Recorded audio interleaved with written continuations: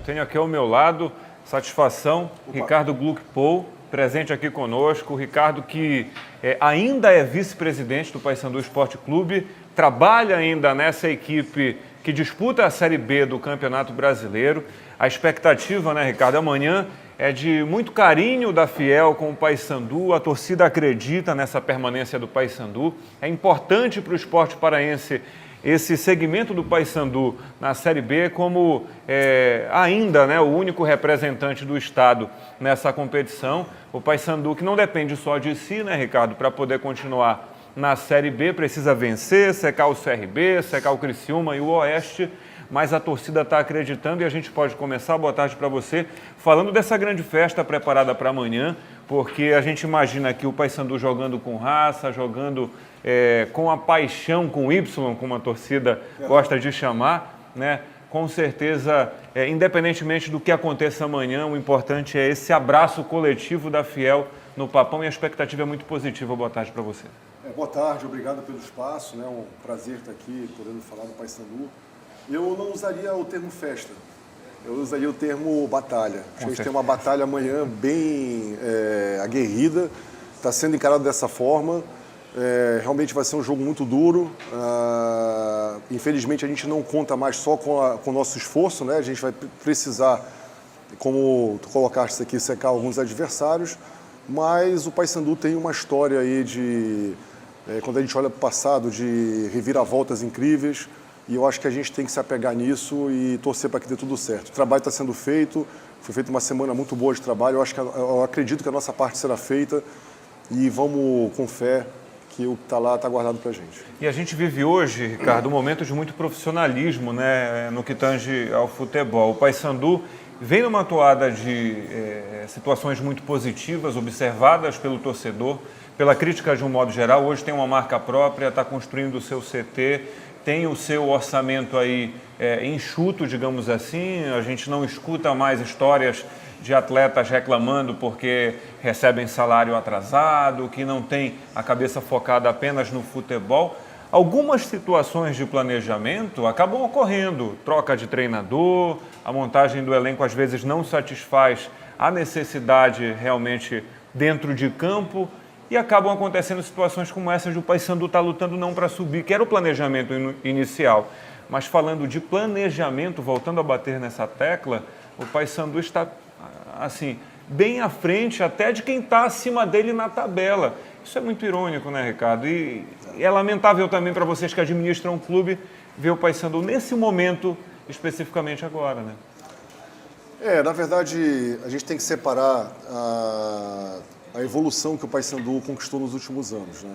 Eu tenho feito isso. Na verdade, eu acho que na área patrimonial, na área administrativa, financeira, até mesmo de marketing, o Paysandu avançou muito, isso é indiscutível. Mas a gente precisa também fazer uma autocrítica e uma análise para não ficar se lamentando e achando que o universo conspira contra o atual momento, por exemplo. Quer dizer, o Paysandu tem uma excelente estrutura, o Paysandu tem um excelente isso, excelente aquilo, então ele está sendo injustiçado pelo destino. Não, nós erramos também. Então acho que a gente precisa, ao partir do na verdade da convicção de que muitos erros houveram no passado, na gestão do futebol, sobretudo, a gente poder encarar uma próxima temporada com lições e novas atitudes. Então, eu posso falar com muito conforto porque eu participei disso, então não é uma crítica, é realmente uma análise, uma autoanálise.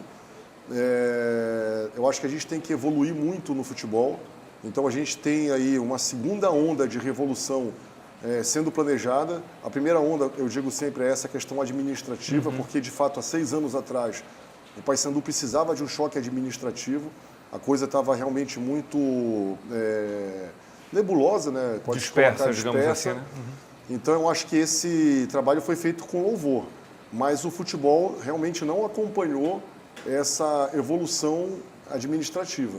Então a gente pretende agora, numa segunda onda, profissionalizar o futebol.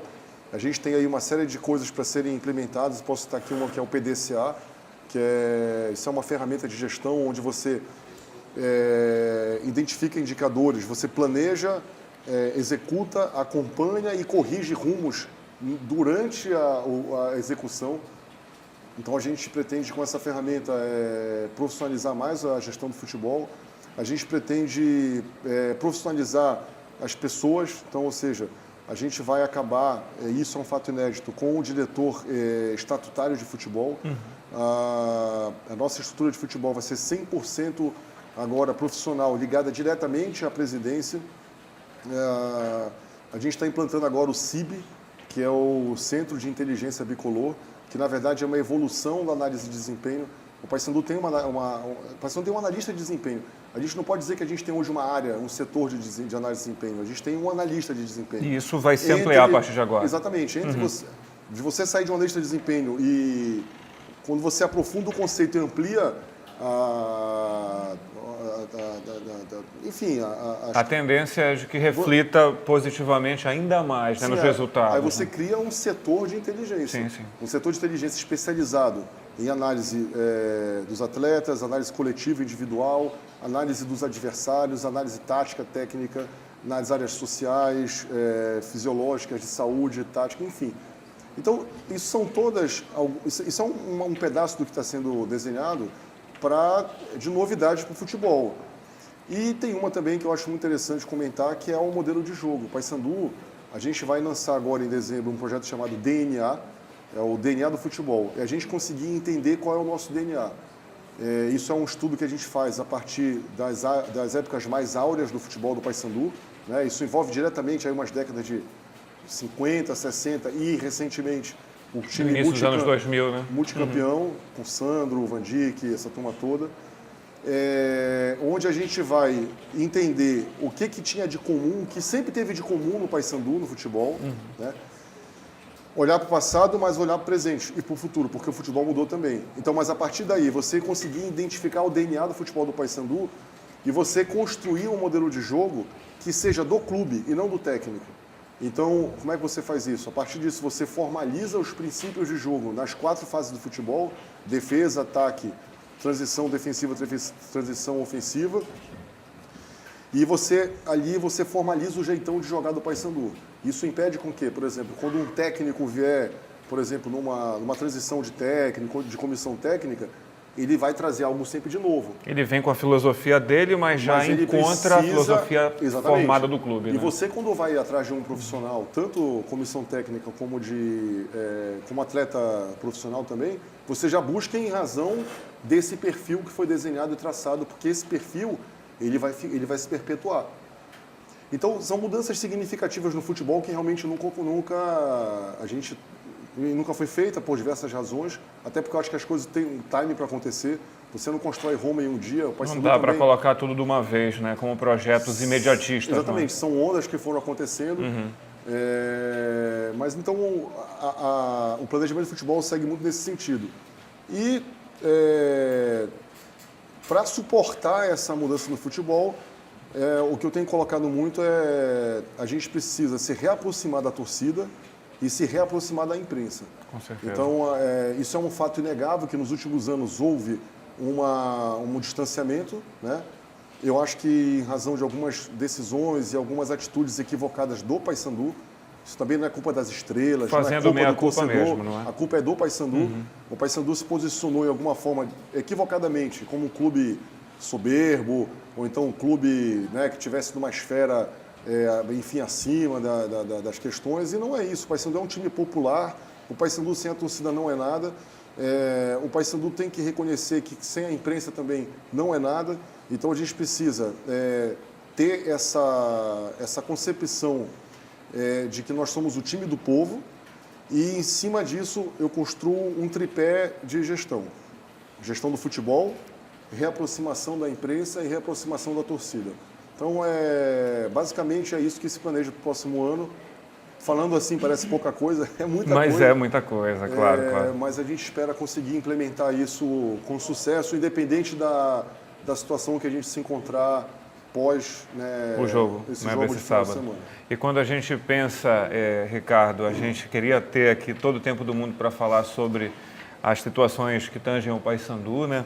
Quando a gente pensa no que você falou do time do povo, isso vai muito pelo viés da inclusão, de você ter o torcedor que muitas vezes acha que o ingresso está caro, ou que ele não consegue ter acesso ao Paysandu, de você abraçar algumas camadas de torcedores que não vinham participando da vida do Paysandu. Isso passa muito por esse projeto também, não é? Isso passa, inclusive, por exemplo, ligado à minha vice-presidência hoje, tem uma diretoria que é a minha diretoria predileta, que é a responsabilidade social, que é tocada pela professora Ieda.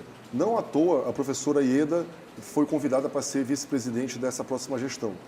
Por quê? É justamente isso, para a gente poder realmente recuperar, porque o Paysandu sempre foi o time do povo, ele se afastou. Então, para a gente recuperar essa energia de ser o time do povo, a professora Ieda, como vice-presidente de planejamento, ela vai ocupar uma área muito importante, muito fundamental, por ser uma pessoa que nos últimos 2 anos trabalhou diretamente com as comunidades, desenvolveu uma série de projetos.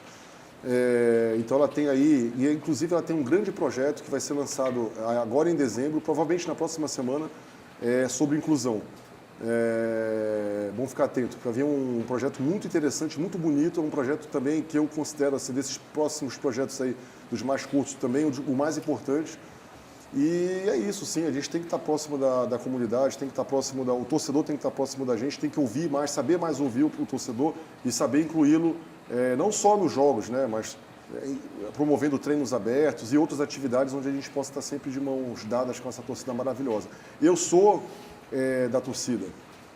Vai para a arquibancada, acompanha. A minha história é de torcedor. Eu acompanho desde os meus 5, 6 anos, eu já ia para o estádio. Com 11 anos passei sozinho para o campo e sempre na arquibancada, sempre tendo meu filho também do meu lado. Então, assim, essa desaproximação que houve me machucou muito também, porque eu sou do tempo da Fiel bicolor. Então a gente vai resgatar isso, vocês podem ter certeza. Fiel que, para quem não lembra, numa Libertadores aí de 2003, teve greve de ônibus em Belém, mas foi a pé para o estádio e certamente muitos torcedores, dentre eles o Ricardo aqui, foram naquela maré para apoiar o Paysandu, né, Ricardo? Fiel que em 1990, porque lembrar dessas épocas é fácil, mas eu vou te falar que em 1991 a Curuzu era conhecida como La Bombonera Brasileira. Porque a gente, das oitavas de finais até as finais, a gente perdia o jogo de 1-0 fora de casa e decidia na Curuzu lotada. Fiel, que na década já anterior, estou falando aqui já da minha juventude, a gente ia assistir terceira divisão com a Curuzu lotada. Cansei de ver Paysandu e Sampaio, Paysandu e Motoclube, não sei se tu é dessa época. Sim. Então, ou seja, é isso que a gente vai resgatar. Legal. É um torcedor que na alegria e na tristeza vai estar do nosso lado. Está acompanhando. Legal, obrigado. Então, está aí o futuro presidente do Paysandu, que no dia 28, né, deve ser aclamado presidente do Papão. Ele é candidato único. Hoje ele é vice-presidente, mas a partir de janeiro do ano que vem deve assumir o Papão por mais um biênio dessa gestão, né, com novos ares, digamos assim, sendo soprados lá pelas bandas da Curuzu. E a gente espera, Ricardo, mais uma vez, falar do Paysandu a partir do próximo mês, a partir de amanhã, por que não, né, como um clube que permaneceu na Série B e que, caso isso não ocorra, continua se planejando para ser uma grande força do nosso futebol aqui no norte do Brasil.